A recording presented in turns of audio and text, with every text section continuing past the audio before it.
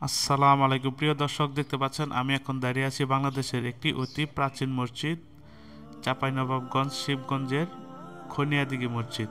বর্তমানে এটি চামচিকা মসজিদ নামে পরিচিত। আচ্ছা, তো কত বছর হইতেছে অনুমানিক? কেউ বলছে 1000, কেউ বলছে 900।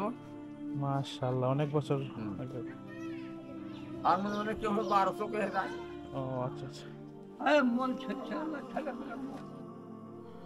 দর্শক শুনতে পেলেন যে আসলে আমি স্থানীয় দুইজন লোক ছিল, তাদেরকে আমি জিজ্ঞাসা করছি যে মসজিদটি কত সালে তৈরি করা হয়েছে। ওনারা আসলে সঠিক জবাব দিতে পারে নাই। কেউ বলছে 900, আবার কেউ বলছে 1000, আবার অনেকে দাবি করে যে 1200 বছর আগে।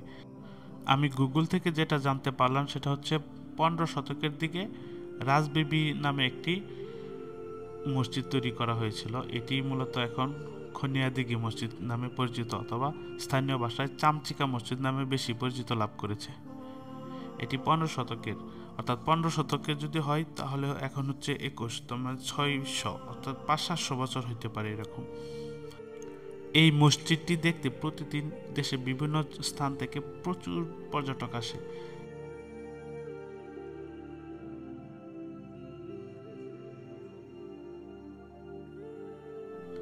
এই মসজিদটি রাজশাহী বিভাগের চাঁপাইনবাবগঞ্জ জেলার শিবগঞ্জ উপজেলায় অবস্থিত। চাঁপাইনবাবগঞ্জ থেকে প্রায় 35 কিলোমিটার।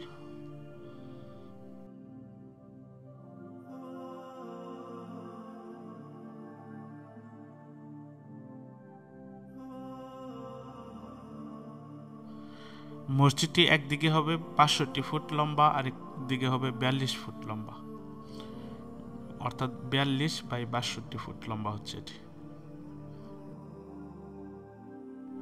এই মসজিদটি যেহেতু সুলতানি আমলে তৈরি করা হয়েছে, তাহলে এটা নির্মাণ কাঠামো হচ্ছে পাথর, ইট আর অন্যান্য আগে যেগুলা পুরাতন বিল্ডিংগুলো যেগুলো তৈরি করা হতো ওইগুলা দিয়ে, মূলত পাথরে বেশি ব্যবহার করা হয়েছে। ভিতরে কাজগুলা সম্পূর্ণ পাথরের, অর্থাৎ পাথর খোদাই করে কাজগুলা করা হয়েছে। মানে আগের মানুষের শখ ছিল এগুলা করার মতো, এখন আর এত সুন্দর করে এত নিখুঁতভাবে ডিজাইন করা হয় না। এত পরিশ্রম ছিল, তারপরেও মানুষ এগুলাতে ডিজাইন করতে পছন্দ করত। এখন সহজ মেশিন, তারপরেও মানুষের ডিজাইনের প্রতি এত সময় দেয় না। ভিতরে অংশটা অনেক সুন্দর লাগে আপনার। ভিতরে আমি মোটামুটি একটু গরম ছিল যখন যাই, তখন গরম, কিন্তু ভিতরে অনেক ঠান্ডা, ভালোই লাগে। নামাজ আদায় করলাম, তারপর ঘুরে ফিরে দেখলাম। আপনার মাইন্ড চেঞ্জ হয়ে যাবে এসব এলাকায় গেলে, এসব মসজিদে গেলে আপনার মাইন্ড চেঞ্জ হয়ে যাবে। যখন সময় পাবেন অবশ্যই এসব পুরনো মসজিদগুলোতে যেতে চেষ্টা করবেন, দেখবেন আপনার মনটা অন্যরকম হয়ে যাবে।